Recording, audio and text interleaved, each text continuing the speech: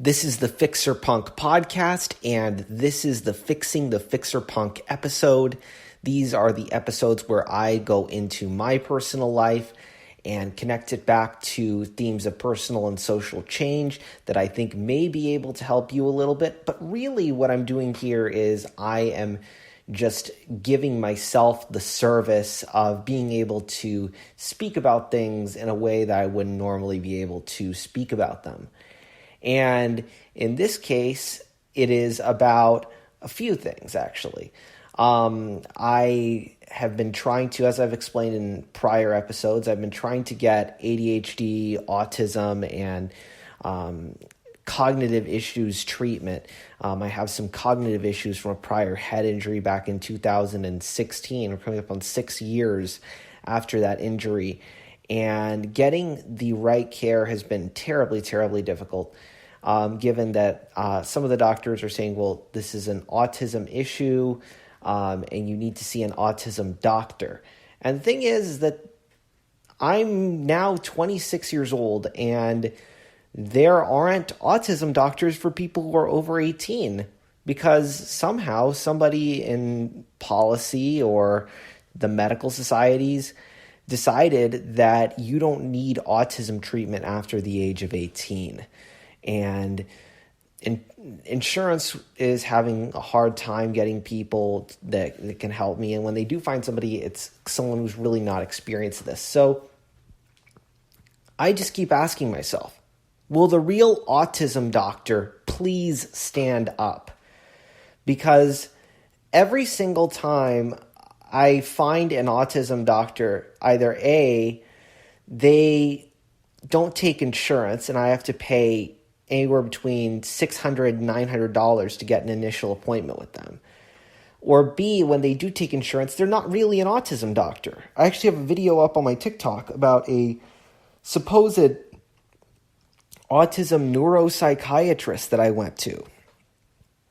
And this guy, the building even said neuropsychiatric on it, so I thought, okay, this is going to be the right place for me. And then he told me, after I complained to the insurance, filed a grievance, I went through that process, that finally got me an appointment with a specialist. But it turned out this specialist psychiatrist really wasn't an autism specialist, and I'm glad he admitted it to me. And then they got me to a therapist who seemed to be knowledgeable of it, but then he said, oh yeah, I can only deal with mood issues.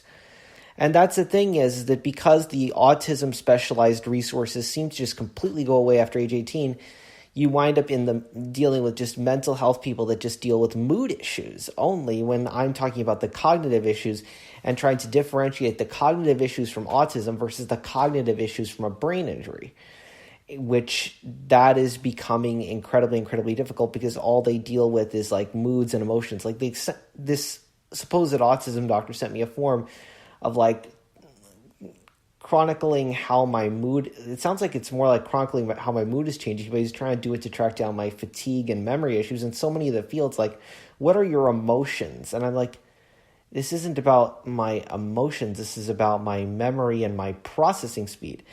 And a neuropsychologist actually did a neuropsychological test on me, and there's a deficit in my processing speed.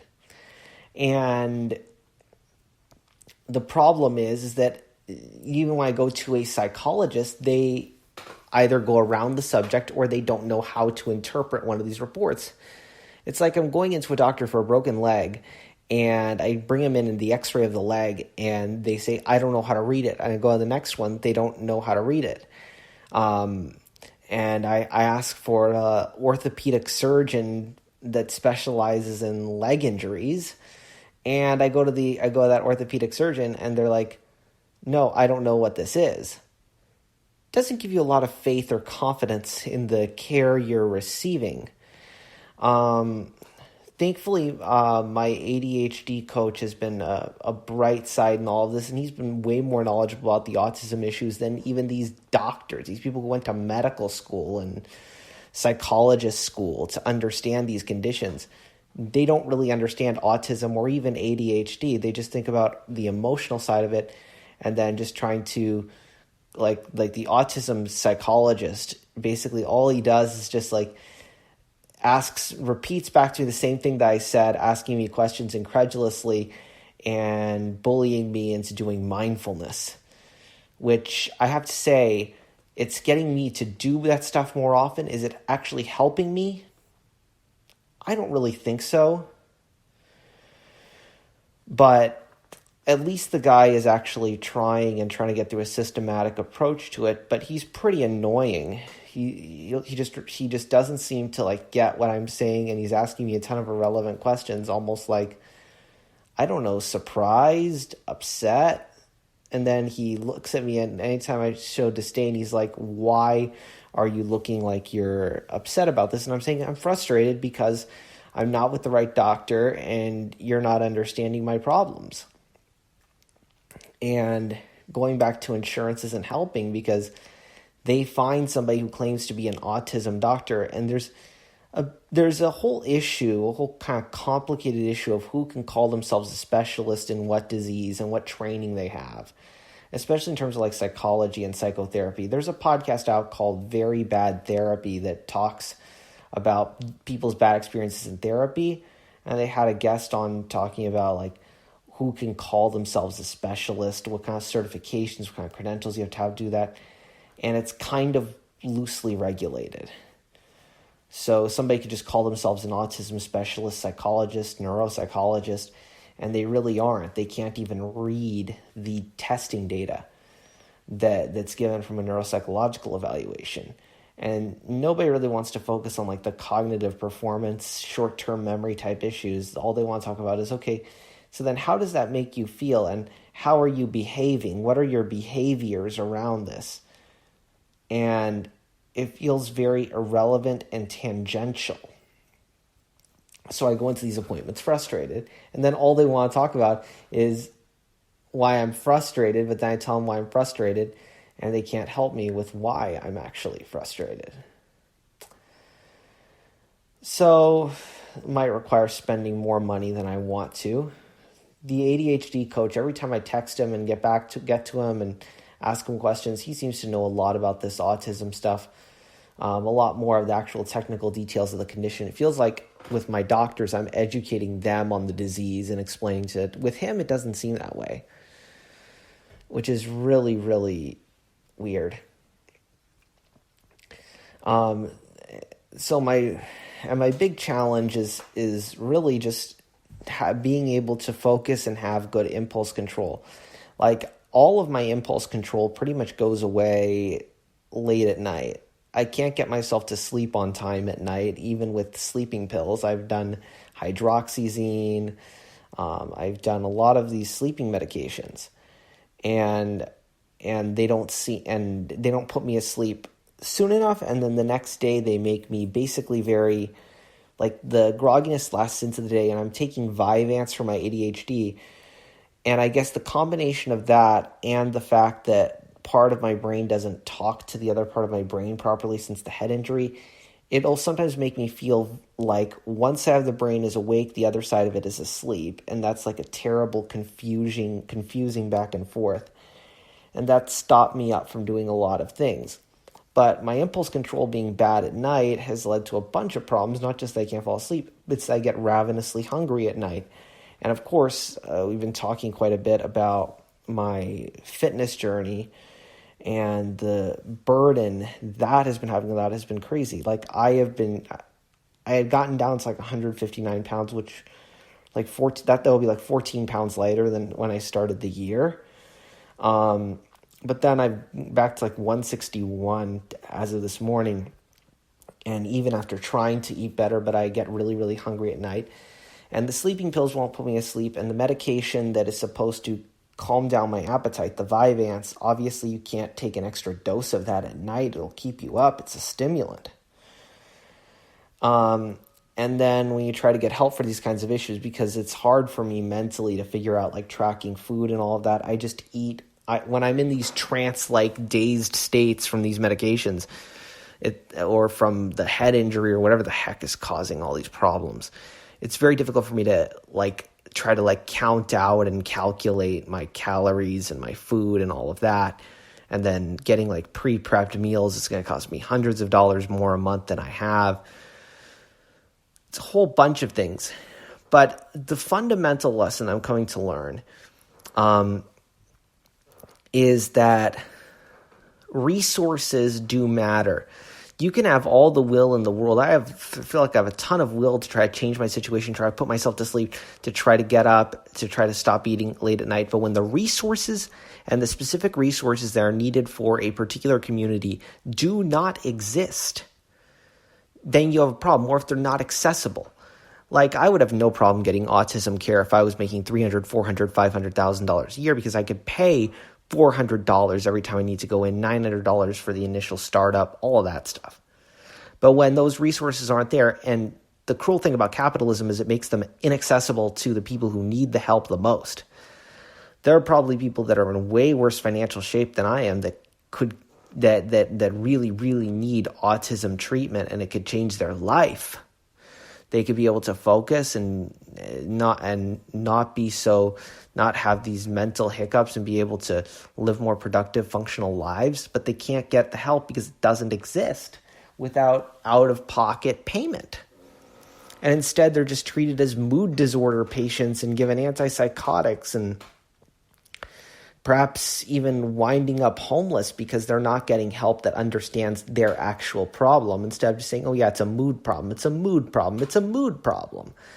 And then they're just given the wrong psychiatric help because there is no specialized help available. And this is part of why when people talk about, say, mental health in the homeless population, and that being like the answer, the panacea to homelessness, let's say we give them more of this publicly funded mental health services through HMOs and through community institutions. The people who have gotten their mental illness so bad that they've wound up on the streets, they need more than the random nurse practitioner or therapy intern can provide. You don't take someone with severe physical trauma being rushed into an emergency room and hand them over to a random physician's assistant, regardless of what their insurance payment status is. And that's what we do. And even for those that don't have it that severe, that wrong care spreads into other areas of life. Like, because my mind isn't so sharp, and I've had trouble with my weight, and God knows if I wasn't so tough in terms of getting myself working out and all of that, and if I didn't have the money to replace my impulses of eating, of eating tons of sweets, like I eat a ton of like sweets and snack foods and stuff like that. I have solid meals, but I eat a ton of those things. And if I was still in the financial situation that I was like a few years ago, and I was buying like just giant $1 packages, like $1.50 or something like that, packages of great value Oreos, and just eating tons of those. Now I have the money where I can spend $25 on a box of protein bars, and I can go to a regular grocery store and hunt out and try to search out those fiber 170 calorie brownies that have helped me so much. Highly recommend them. I buy a ton of them, but it's like $8 for 2 boxes, even when they're on special. If I couldn't afford more expensive food to satisfy my needs, health-wise, I'd probably be in a lot worse shape medically and physically. And the whole reason why I was able to even get to the point where I could drop a little over 10 pounds is because I was able to give myself the resources that I needed that worked with my health. Because heck, yeah, of course, we can educate people on just eat vegetables. Just eat vegetables and a little bit of protein, and you'll probably be way healthier. In theory, I would say a lot of protein is better. Switching over and adding extra protein bars and stuff like that, adding more protein has helped me a lot. But I'm talking about the people who are just trying to tell people to bootstrap their wellness. Sure, people could do that, but the people who have lower incomes probably don't even have the willpower and the self-control to do that, especially when your mental resources are exhausted. And especially when you got mental illness like I do. Because I was able to afford those more expensive things, I could do a little bit better in life. And I can be a little bit more confident about myself. Still have problems, but they're better. So don't forget about resources and having the right kind of resources when you're thinking about any sort of improvement in life, whether that be in health or whether that be in employment or economic help. And again, I think I've mentioned this on the tiktok.com/fixerpunk. That even like in the financial space, like there isn't like a financial advisor service that'll like hold you accountable on your budgeting and making sure you're not overspending, because I know that I overspend even though I don't make that much money. If I make enough that I can sometimes buy myself more stuff than I should, including said Fiber One brownies. But all the financial advisors out there are for people who have investable assets, large amounts of investable assets. And those people, they don't need as much help in managing their money. They have disposable money and disposable time to be able to take care of these things. But because the only place where there's funding for financial advice is through investment commissions, I guess, and the infrastructure hasn't been laid by public officials and the nonprofit, the civic sector, for financial accountability services for people who are in the lower income brackets to get them to be able to save and budget and all that stuff, which are mentally taxing, complicated tasks, especially for somebody who's already mentally taxed as it stands. The resources aren't there. And if we want to talk about what's going to get people to be better people in their lives, we have to talk about systems. We have to talk about resources. We have to talk about infrastructure. We have to talk about ecosystems. We have to talk about the fundamentals of things that make people feel safe and secure in their everyday lives. And we have to also recognize that stuff might take longer if you don't have those kinds of resources. So you, on a personal level, you need to recognize that stuff's probably going to take a lot longer for you than it'll take for somebody else. Like last year, I spoke on the fourth Fixing the Fixerpunk episode, Behind in Life at age 25, which now we're at Behind in Life at age 26, and analyzing obstacles to independence. I set some goals, and I've gotten closer to those goals, but I haven't gotten there quite yet, because when you combine something like autism and not having the support, not having the care, and having a head injury that went untreated for as long as mine did.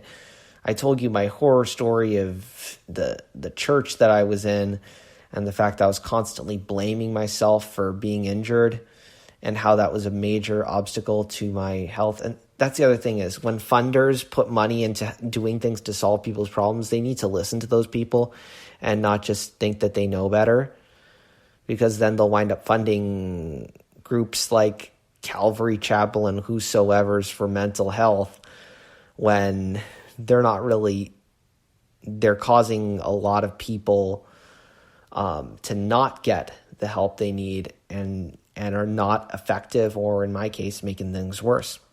But I digress. So I set some goals, and I've gotten closer to them, haven't quite achieved them. To have enough by the time my birthday hit last year, when I was turning 25, I set them. I turned 26 last month, actually. And my goals by then were to have enough income to be financially independent of my mom, to have a widely distributed show whether we're talking online or on radio or TV, to be a 15% body fat percentage and have 3 supporting people like outside my family. So to give myself a progress report on this, I don't know. If I had to grade myself, probably like a D. My income's definitely gone up to a point where, yeah, if I wanted to move out of state, I live in a very high cost of living area in Southern California. I could probably take if I'm able to keep my remote job, I could survive just barely. So maybe this is achieved, but not really. Because who knows what's going to happen when my student loan payments start again. And that widely distributed show, my follower counts on TikTok are going up. And make sure you follow Fixerpunk on TikTok. But I'm nowhere near like 50,000, 100,000 followers, which would make me monetizable. 15% body fat. I've gotten better. I took a rather inexact body fat test in like February that put me at like 21.8%. I haven't retaken it. So I don't know. I certainly don't look that way. Like certainly if you look at how I look, I don't think I've gotten down. Maybe I've gotten a little better. I'd have to go and recheck. And of course the obstacles to my fitness because of what I've explained, with my mind being all over the place. And what's helped me is the fact that now I'm finally back in the gym and I'm able to do some more things, but it's not going to come as quickly. I can't, because my autistic brain and my frontal lobe brain injury, my brain is injured in the frontal lobe, which relates to impulse control. I can't resist eating tons of things that I shouldn't be eating, and I binge eat like crazy. So that slowed that down a lot. And of course, my income's been kind of slowed down by not being as smart, of course. And this show, I have to figure out how to get more stuff going here. And then 3 supporting people. I've tried. I've been trying to make friends. I was randomly approaching people, trying to strike up conversations when I went to AEW a couple months ago. But the one person I met, I didn't really make friends with. I think I met like 2 or 3 people. One person's still kind of following up with me a little bit. But I don't have like 3 good, consistent, supporting friends or people, whether on the personal or professional side. I've been just trying to stay afloat in what I'm doing, and trying to get the help that I need, and that's a challenge. So I think I'm gonna roll over these goals to next year because I feel like I wanted this summer to be the summer that my life was going to be completely better again. I managed to eliminate that toxic influence of that church group. I feel more and more empowered. After becoming a wrestling fan, and learning from Adam Page's storyline, which I discuss quite a bit on the podcast, I feel like I've become a better person. But becoming a better person is taking longer than I want to. So I didn't have that triumphant moment this summer of having everything in a row, having the money in place, having the body in place. Heck, I haven't been to the beach all summer. I went to a couple pool parties. Thank God I was able to fit into my board shorts. Thankfully managed to drop enough weight to do that, at least. Got in the pool, was able to swim for the first time in like 6 years after that head injury. That was good. But it wasn't that nice, big, triumphant thing of being totally full gear ready on the beach and having enough money to really enjoy myself on vacation. I had a plan to be away from home on my birthday. That didn't happen. Stuff came up in life, and I didn't quite have the infrastructure around it to keep myself on track with my goals as much as I should have. I'm closer now, but I still feel so far from that idealized image that I had for myself.